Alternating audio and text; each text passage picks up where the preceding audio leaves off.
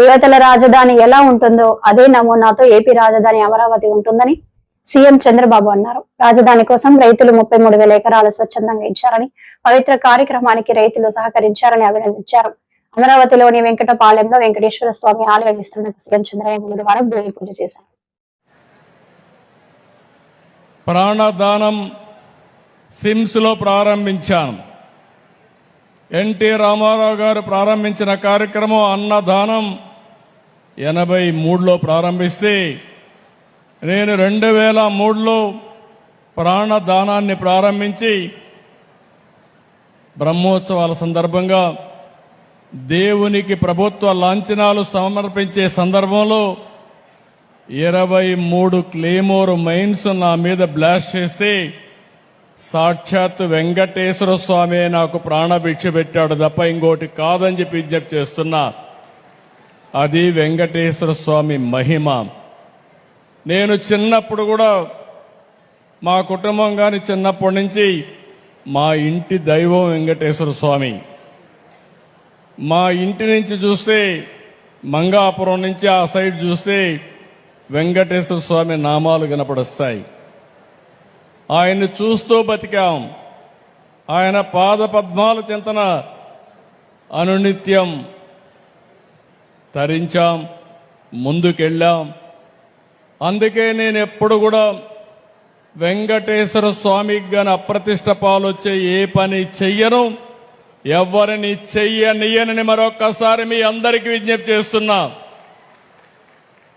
కలియుగ దేవుడు అనుకున్నప్పుడు, ఆ దేవుడి సన్నిధిలో మనం ఉన్నప్పుడు ఒక పవిత్రత ఉండాలి, ఒక పరిశుభ్రత ఉండాలి, స్వచ్ఛమైన ఆలోచనలు ఉండాలి. అప్పుడే దేవుడికి నిజమైనటువంటి భక్తితో మనం పనిచేసే పరిస్థితి వస్తుందని చెప్పి కూడా నేను మీకు తెలియజేస్తున్నా. అందుకే మీరందరూ ఒక్కసారి ఆలోచిస్తే, నేను ఎప్పుడు పోయినా వెంకటేశ్వర స్వామి దగ్గరికి పోతే ఎప్పుడు కూడా క్యూలోనే పోతాను. ఇప్పుడు కూడా నేను ముఖ్యమంత్రిగా అక్కడ వెళ్ళను, ఒక భక్తుడిగా వెళతాను, ఒక భక్తి భావంతో వెళతాను. వెళ్ళినప్పుడు అక్కడ సామాన్య భక్తుడిగానే ఉండాలి తప్ప ఒక ముఖ్యమంత్రిగా పెత్తందారిగానో లేకుంటే హోదాతో ఉండడం కరెక్ట్ కాదనేది నా భావన. నేను వెంకటేశ్వర స్వామిని చూశాను.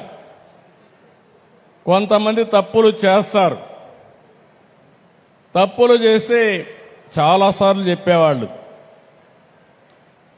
కొంతమంది మనం అనుకోది వేరే జన్మలో మనల్ని శిక్ష పడుతుంది, మనం నష్టపోతాం అనుకుంటాం. కానీ వెంకటేశ్వర స్వామి మాత్రం ఈ జన్మలోనే తప్పు చేసిన వాళ్ళకి శిక్షిస్తాడని కూడా మీ అందరికీ విజ్ఞప్తి చేస్తున్నా. ఇది నా అనుభవం. ఇక్కడుండే పాలక మండలి కావచ్చు, ఉద్యోగస్తులు కావచ్చు, పూజారులు కావచ్చు, ఎవరైనా అక్కడికి పోయిన వాళ్ళు కావచ్చు, ఎవరైనా కానీ ఇది నా అనుభవం. నేను చూశాను, క్లోజ్గా కూడా వాచ్ చేశాను. కానీ ఈరోజు అలాంటి సందర్భంలో మనం ఆలోచిస్తే ఆయన పవిత్రతను ఆయనే కాపాడుకుంటున్నాడు. ఈరోజు మీరు ఒక్కసారి ఇక్కడ చూస్తే పోయిన ప్రభుత్వం విధ్వంసం తప్ప ఏమి మంచి చేసిన సందర్భాలు లేవు. ఇక్కడ రైతాంగం మంచి చేసి మంచి సంకల్పంతో భూమిస్తే 5 ఏళ్లు ఈ రైతుల్ని ఎంత వేధించాడో ప్రత్యక్షంగా మనం చూశాం. నరకాన్ని చూపించారు. కానీ ఎప్పుడూ దేవుడు ఉంటాడు.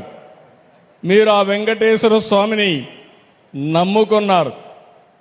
ఇక్కడి నుంచి ఏదైతే న్యాయస్థానాన్ని నుంచి నేరుగా దేవస్థానానికి యాత్ర కూడా చేసి ఈ రాజధానిని కాపాడుకోవడానికి అనునిత్యం పనిచేసిన ఈ ప్రాంత రైతాంగాన్ని మనస్ఫూర్తిగా అభినందిస్తున్నా, ధన్యవాదాలు తెలియజేస్తున్నా.